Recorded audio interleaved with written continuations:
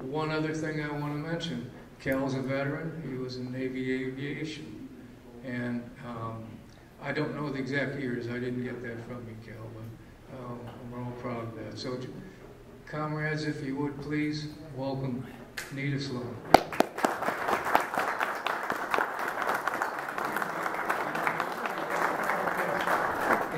Good.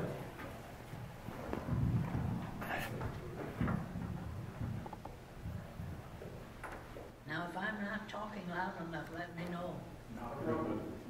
The mic for you. Put it right here. Okay. Because I have a frog in my throat. When Rich first mentioned coming and speaking before the veterans, I said, now I'm small potatoes compared to the veterans. And he said, well, now this, you do it from your viewpoint, what you saw on December the 7th. I was born and reared in Hawaii, so lived there all my life till after the war in '48. Maybe you can hold that. Oops. Pull the whole thing apart. Let her hold it in the hand. Well, we're gonna do it. I'll hold it in my hand. I think that's good. She's gonna have to hold it. Really close. And we lived on St. Louis Heights in Honolulu, which was on one of the hillsides of the Ko'olau Range. Let me give you some of the background at that time, because darkening clouds were over the horizon. There was lots going on in Washington that we didn't know about. But the ambassador to Japan, the ambassador of the United States who went to Japan, had heard the rumor that there would be a terrific explosion in Pearl Harbor. And he had heard that a year before that. So he knew that something was up, and he notified Washington about that rumor. They went about their way, and Hawaii said, well, we're going to have to take care of ourselves. So they started their civil defense, which was tremendous. American Red Cross. All the schools were set aside so that they could be places for casualties to go. We had food rationing. We had gas rationing. Every type of committee you could think of, we had it, because Hawaii said that we're going to take care of ourselves. Then let me go to December the 7th. Hawaii was taking care of themselves. At one of the radar stations at the northern tip of the big island where Pearl Harbor is, there were two Army radio men who were listening to whatever they do at that time of day. It was about 1 o'clock in the morning. And they saw a blip on their radar screen. And they looked at each other, and then there were several blips on the screen. And they thought, well, now, that's unusual, because they were at the northern tip. They talked to their lieutenant, and he said, don't worry about it. We are expecting a group of B-17s from the mainland, so that's probably what it is. So then let me go to the midget subs that were released in the harbor. Of course, we didn't know about that at the time, but they spotted a periscope that was about 10 miles from the opening to the Honolulu harbor. So that was reported to a minesweeper, and then that went on, and then a little later on in the day, this is the early morning, 3 o'clock in the morning, this midget sub was spotted just outside of Pearl Harbor. Now, Pearl Harbor had a net across the harbor to keep any plane, any ship going through that was not supposed to. And they looked, there was a ship going through, the Condor was going through, and this sub was following it. So one of the minesweepers put a depth charge and put him out of business. And that was reported to the headquarters, to the naval headquarters, about the ship being sunk. But it took about an hour for that to get to headquarters.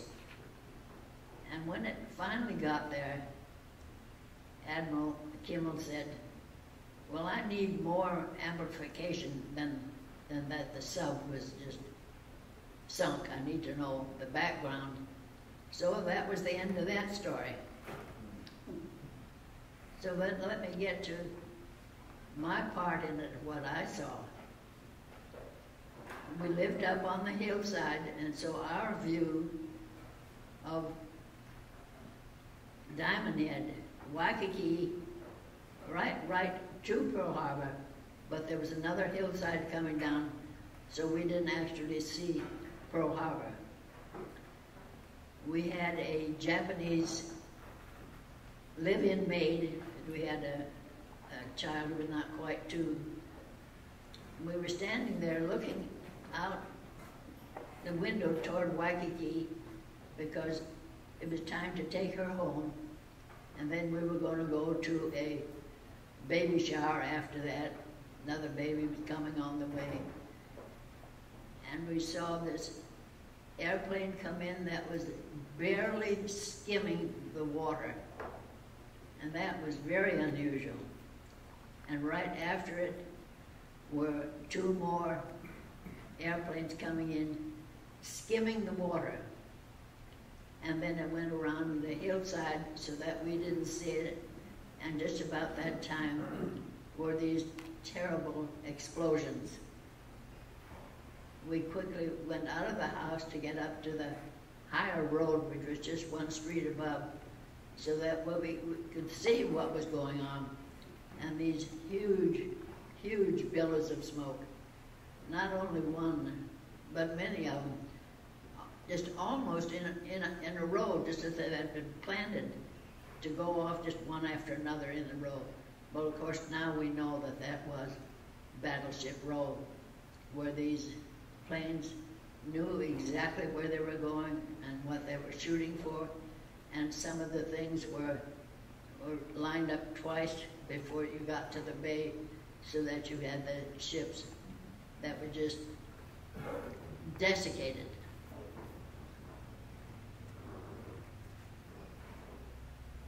The planes were coming in all directions. There was more than one attack.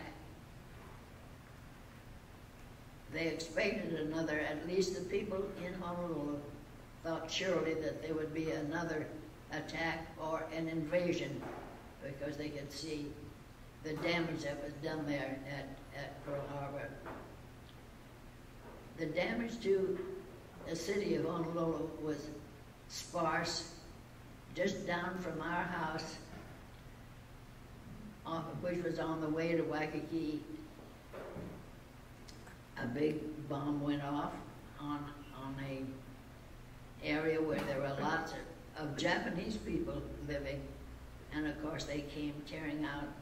And as we hear later on, that they were terrified that Japan would do that, because there were so many Japanese, the Nisei Japanese, who were, their parents were born in Japan, but the people were born in Hawaii, and they called them Nisei. There were 68 people killed in Honolulu, and the area around it, a couple of civilians were working at Pearl Harbor, and they were killed. Our Japanese maid lived up in Manoa Valley, and she wanted us to take her home. We took her home, and a bomb had been dropped not like that.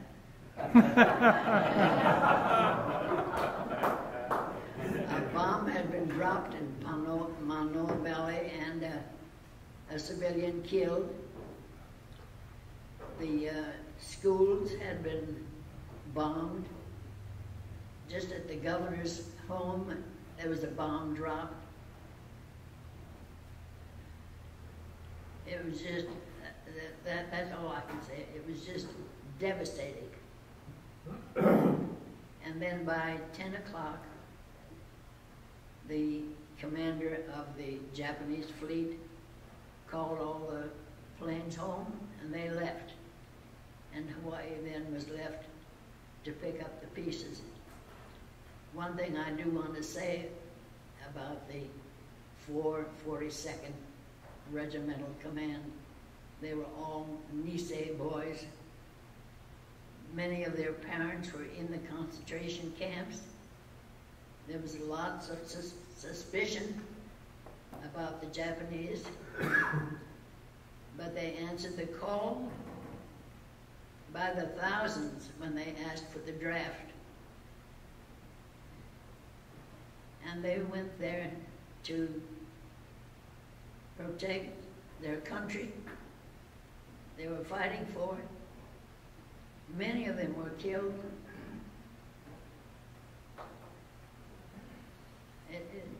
It still concerns me.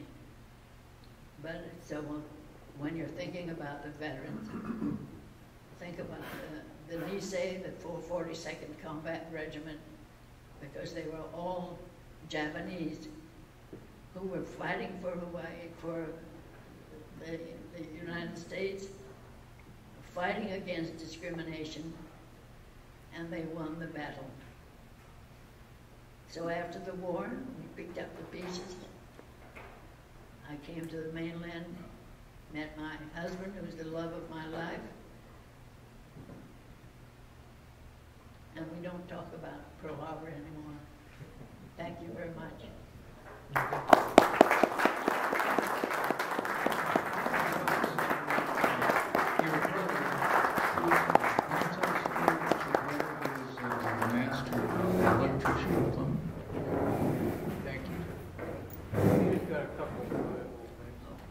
One of the points I didn't mention, my brother, who was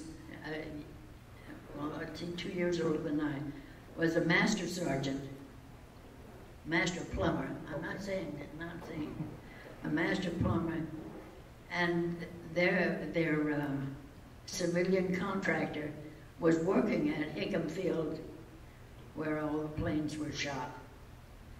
I don't know whether you remember. The planes were all taken out of the hangars, and they were lined up on the runway as an anti-sabotage measure, and of course they were all wiped out by the Japanese. My brother told me when they were called in that Sunday to help with the repairs, because he was a plumber, he said just to go in and just move any piece of equipment, you'd see something splashed against the wall where someone had been injured. Devastating. Another good thing, the Japanese missed all our oil barrels storage. I think it was 5 million barrels of oil that they missed. And that was not, and of course that would have been very important. And then they did not get into our repair facilities, which we needed desperately. And the good thing is they did not hit our hospital ship, the Solus, that was parked in Pearl Harbor. And then the last thing, our Japanese maid stayed with us. She was a very loyal, don't call her servant, she was a loyal friend. At that time we had the daughter who was almost 2, expecting another in February. Well, that date was changed. I forgot to mention in all our civil defense, we all had blackout curtains so that no lights shone out after sunset. All the drapes were pulled. So this little baby decided that she was going to come before February. So that meant going down from the hillside, down to Honolulu to the hospital in the dark. The hood lights were hooded so that you did have light on the ground. And so she was born in the back seat of the car at the hospital.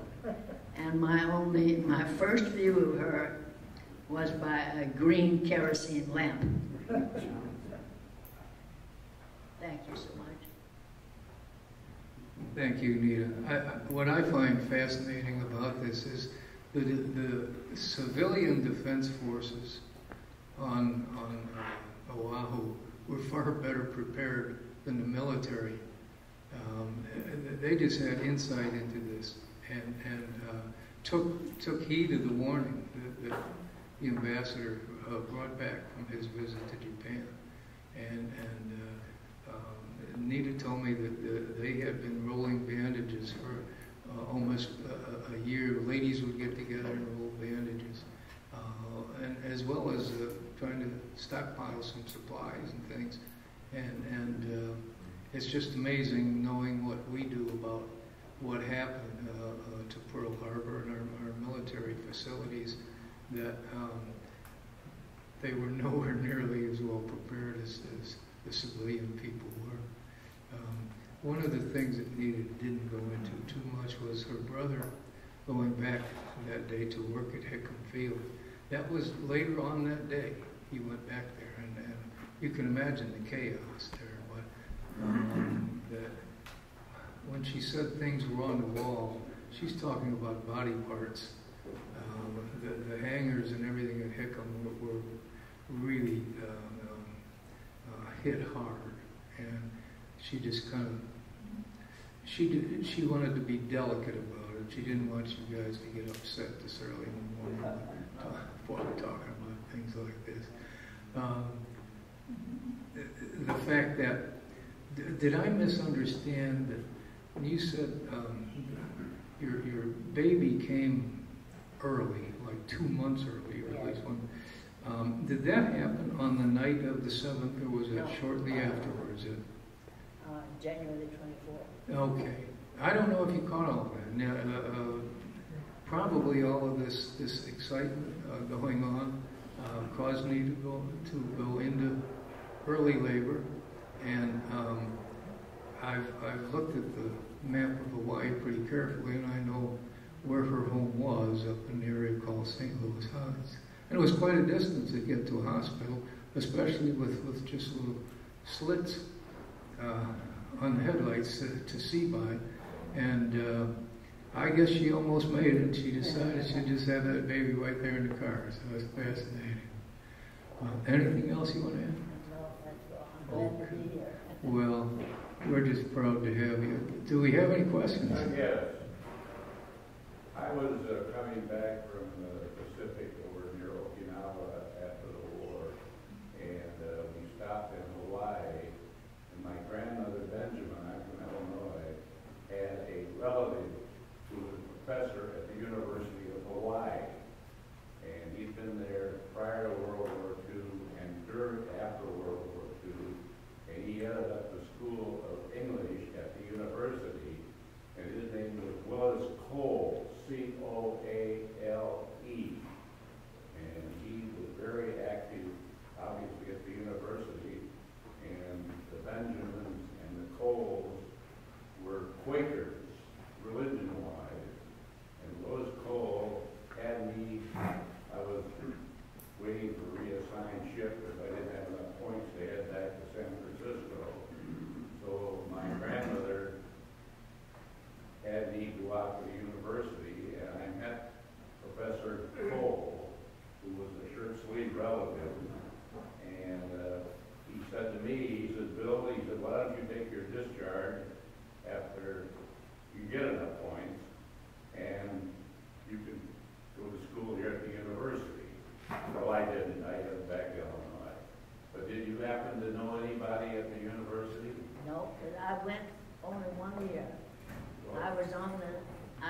the swim team at the University of Hawaii. Cole But was there. this was the main branch in Manoa, the University of Hawaii. There were other branches. Yeah, well, he was at the main, I was at the main branch, yes. yeah, I Right. went through, he showed me Just around. and- just for the 1 year. Yeah, very good, thank you. Thank you. Ron? Just, if you could just comment real briefly, two questions I had is, how is it that you were living in Hawaii at the time? And secondly, can you tell us just briefly what it was like after the attack as far as a civilian living in Hawaii, as far as food and that type of thing goes? Why I was living in Hawaii is a long story, and I don't think you've got time. Never mind, that's fine. But let me tell you that quickly. My mother was in a theatrical troupe from Sunderland, England. They came to Australia and to Hawaii. My father, who was also English, born in Australia, and he was a writer, and he went to China. After the Boxer Rebellion, he came to Hawaii. My mother was the lead of a theatrical troupe. Her name was Sand Art. She drew pictures in the sand on the stage. My father saw this nice young girl. He began to court her, and her family said no, they were going back to England. So when they were out of the picture for the day or whatever, he went to the Bureau of Vital, whatever it is, in Hawaii at that time, probably wasn't much, and got a license, and got my mother, and they eloped. She was disowned. My father and mother stayed in Hawaii, and the family went back to England, and I didn't know aunts or uncles or cousins or grandparents until I was growing up. We had nobody in Hawaii except the father and mother. But now in Hawaii after the war, we still had civil defense. I mean, everything was, you could not hoard food. They were very careful about that, and we still had our ration cards. The people were not against the Japanese because they knew they had nothing to do it. And when we were going to school, the young Japanese boys all went to language school. So they would go to the regular schools and then go to language school. So they were learning everything that they needed to learn from their mother country. And before the war, some of the ships took back hundreds of people to Japan who wanted to live there. So they knew something was coming. But then at the same time, we had 800 or 900 coming back to Honolulu or to the mainland, getting away from Japan because they knew that something was coming there. But there was no, the newspapers could not say after December 7th, Jap.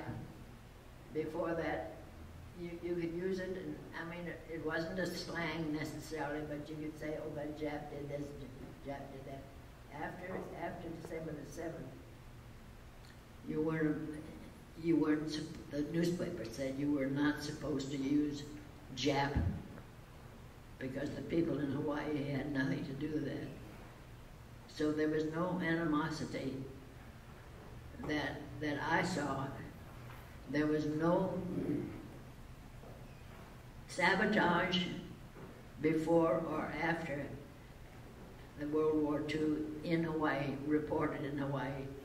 So the people knew, I said, they knew what was expected of them, and they stayed there.